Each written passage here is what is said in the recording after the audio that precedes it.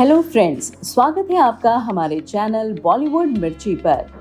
आज इस वीडियो में हम आपको एक ऐसी एक्ट्रेस के बारे में बताने वाले हैं जिन्होंने हिंदी सिनेमा के रंग रूप को ही बदल कर रख दिया। बॉलीवुड में जब ग्लैमर की बात होती है तो इस एक्ट्रेस का नाम सबसे पहले लिया जाता है। इस एक्ट्रेस ने कैमरे के सामने अपनी हिचक को साइड रखकर कई फिल्मों में बोल्ड सीन्स दिए हैं। इनकी इस बोल्डनेस की वजह से उनके फैंस ने उनको सेक्स सिंबल के खिताब से नवाजा है। भीगी भीगी रातों में, मीठी मीठी बातों में उन्होंने न सिर्फ पर्दे पर बोल्डनेस की परिभाषा बदली, बल्कि भारतीय सिनेमा में औरत के किरदार को एक नया रूप भी दिया। वो सिर्फ एक ग्लैमरस चेहरा नहीं थी, बल्कि एक क्रांतिकारी थी जिन्होंने परंपराओं को चुनौती दी और दूसरे एक्ट्रेसेस के लिए नए रास्ते भी खोले। अब तो आप समझ ही गए होंगे कि हम किसकी बात कर रहे हैं। जी हाँ, हम बात कर रहे हैं बॉलीवुड की महान एक्ट्रेस जीनत अमान की। चुरा लिया है तुमने जो दिल को। जीनत अमान अपने जमाने की सबसे सुंदर अभिनेत्रियों में से एक रही हैं।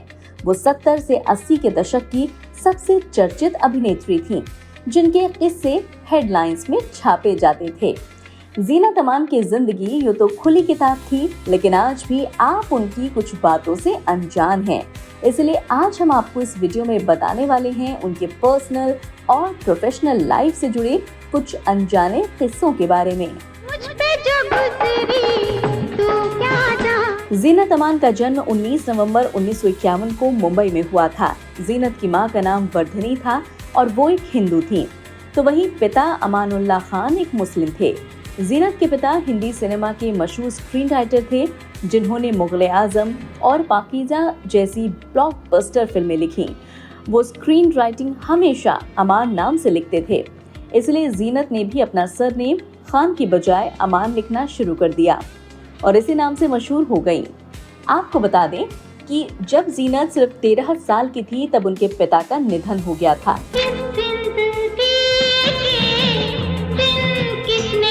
यही नहीं, जब वो छोटी थी तब उनके माता पिता का तलाक भी हो गया था। तलाक के बाद जीनत की मां ने एक जर्मन आदमी से दूसरी शादी कर ली और वो अपने साथ जीनत को भी जर्मनी ले गयी, जहां जीनत ने लॉस एंजलिस में पढ़ाई की। जीनत 18 वर्ष की उम्र में पढ़ाई अधूरी छोड़कर भारत में करियर बनाने वापस आ गईं। भारत लौटने के बाद उन्होंने सबसे पहले फेमिना पत्रिका में काम किया। उसके बाद उन्होंने मॉडलिंग की दुनिया में भी कदम रखा।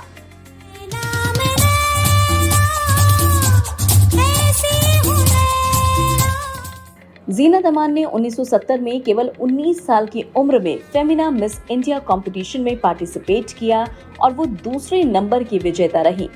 उसके बाद उन्होंने मिस एशिया पैसिफिक इंटरनेशनल का खिताब भी जीता। आपको बता दें कि जीनत ये खिताब पाने वाली पहली दक्षिण एशियाई महिला हैं।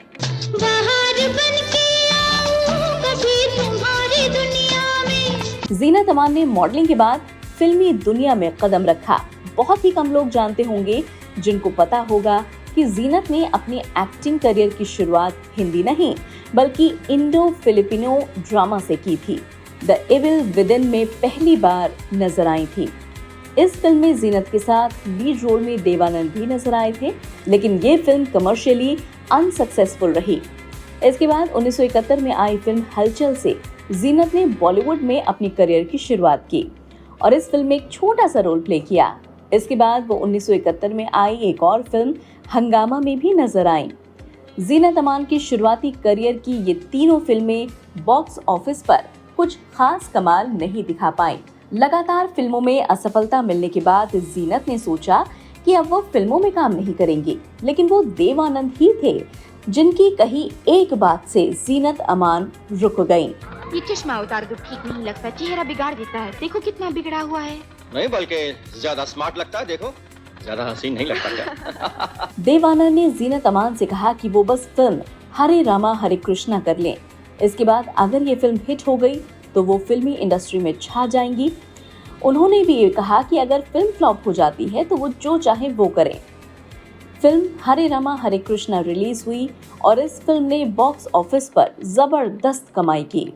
इस फिल्म के लिए जीनत अमान को film fair best actress supporting award से भी नवाजा गया और वो स्टार बन गई। आपको बता दें कि इस फिल्म के लिए जीनत अमान देवानंद की पहली पसंद नहीं थी, बल्कि इस फिल्म का ऑफर सबसे पहले अभिनेत्री जाहिदा हुसैन को मिला था। लेकिन वो इस फिल्म में देवानंद की बहन का रोल नहीं, बल्कि वो देवानंद की प्रेमिका का रोल प्ले करना चाहती थी। प्रेमिका का रोल नहीं मिलने पर उन्होंने फिल्म छोड़ दी, जिसके बाद इस रोल के लिए जीनत अमान को चुना गया।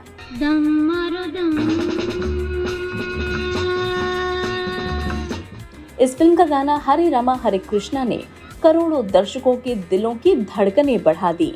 लोग इस गाने को खूब पसंद करने लगे और आज भी लोग इस गाने को सुनते हैं और गुनगुनाते भी हैं। इस फिल्म के बाद देवानंद जीनत अमान को बहुत पसंद करने लगे, जिसके बाद देवानंद ने जीनत को अपनी फीलिंग्स के बारे में बताने के लिए रोमांटिक डेट प्लान की, लेकिन ये काम नहीं आई और उनका दिल टूट गया।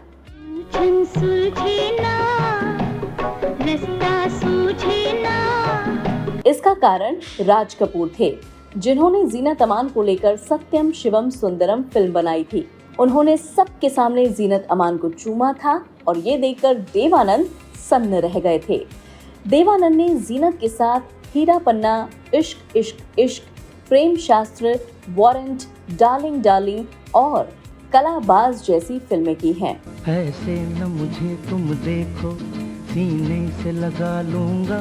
जीनत की बेस्ट फिल्मों में से एक फिल्म सत्यम शिवम सुंदरम भी है, जो साल 1978 में रिलीज हुई थी। इस फिल्म में शशि कपूर के साथ जीनत अमान नजर आई। आपको बता दें कि जब राज कपूर फिल्म वकील बाबू की शूटिंग जीनत अमान के साथ कर रहे थे, तो वो उसी समय फिल्म सत्यम शिवम सुंदरम की स्क्रिप्ट पर भी काम कर रहे थे। वो अक्सर शूटिंग ब्रेक के दौरान फिल्म की कहानी के बारे में जीनत और बाकी लोगों को बताया करते। वो फिल्म की मेन कैरेक्टर रूपा के बारे में ज्यादा बात करते थे। वो जिस तरीके से रूपा के रोल के बारे में जीनत अमान से बात करते थे, वो उस रोल से उतना ही अफेक्टेड होती थीं और एक दिन उन्होंने रूपा बनने का फैसला किया। जीनत ने एक दिन अपनी फिल्म की शूटिंग खत्म की और घाघरा चोली पहनकर रूपा की तरह चेहरे पर टिश्यू पेपर से घाव बनाकर राज कपूर के टेंट में पहुंच गईं। इसके बाद जीनत अमान ने बाहर खड़े आदमी से कहा कि राज कपूर जी से कहो कि रूपा आई है। फिल्म के कॉस्ट्यूम और जले हुए चेहरे के साथ पहुंची जीनत को देखकर राज कपूर हैरान हो गए और उन्होंने अपनी पत्नी को कॉल कर कहा कि देखो इस लड़की ने क्या कर दिया है। इसके बाद राज कपूर की पत्नी ने सोने के सिक्के देकर जीनत अमान को आशीर्वाद दिया और उन्हें इस फिल्म के लिए चुन लिया गया। सत्यम शिवम सुंदरम। इसके बाद जीनत अमान ने पीछे मुड़कर कभी नहीं देखा। 70 और 80 के दशक में उन्होंने एक से बढ़कर एक हिट फिल्में दी। 1973 में आई फिल्म यादों की बारात की सफलता के बाद जीनत अमान स्टार बन गई। इस फिल्म का गाना चुरा लिया है तुमने जो दिल को, चुरा लिया है तुमने जो दिल को, आज भी युवाओं के दिल की धड़कन है। इस फिल्म के बाद उन्होंने रोटी कपड़ा और मकान, अजनबी, दोस्ताना, लावारिस और इंसाफ का तराजू जैसी कई फिल्मों में काम किया। जिसका मुझे था इंतजार, जिसके लिए दिल। सन 1980 में रिलीज हुई फिल्म कुर्बानी में उनका स्टाइल और फैशन दर्शकों के दिलों में बस गया और इस फिल्म का गाना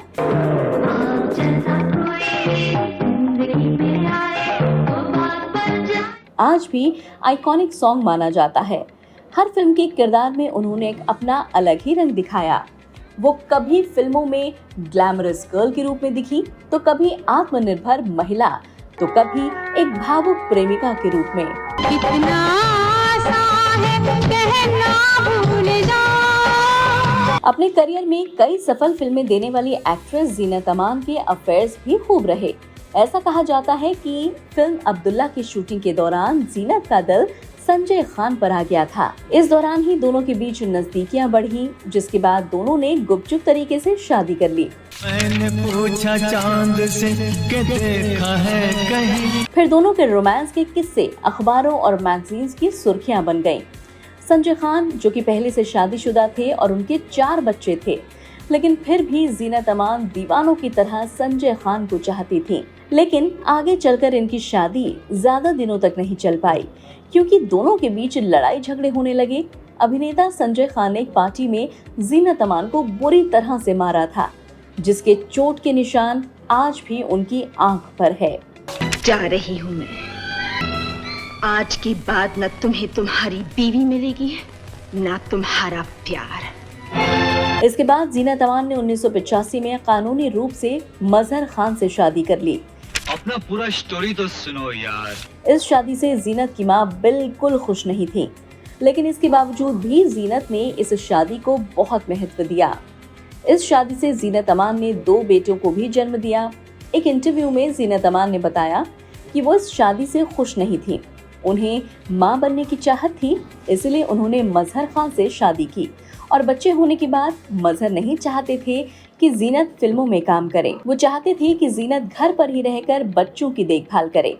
इसके बाद जीनत ने मजहर को तलाक देने की ठान ली, लेकिन तलाक से पहले ही सन 1998 में मजहर ने इस दुनिया को ही अलविदा कह दिया।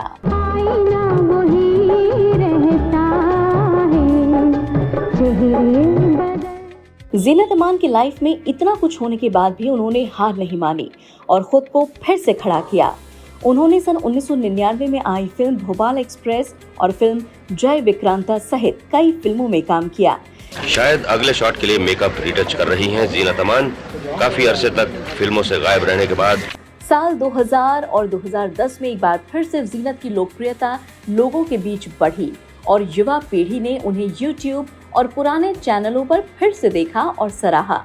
साल 2023 में 71 साल की उम्र में जीनत अमान ने अपना इंस्टाग्राम अकाउंट बनाया। वो अपने इस इंस्टाग्राम अकाउंट पर पुरानी यादों को साझा करती रहती हैं। क्या देखते हो? उन्होंने एक बार कहा था कि लोगों ने मुझे जज किया, लेकिन मैंने कभी खुद को बदलने की जरूरत नहीं समझी। और सचमुच उन्होंने खुद को बदला भी नहीं, बल्कि उन्होंने जमाना बदल डाला। ये थी जीनत अमान की कहानी। आपको इस एक्ट्रेस की कहानी कैसी लगी, हमें कमेंट करके जरूर बताइएगा।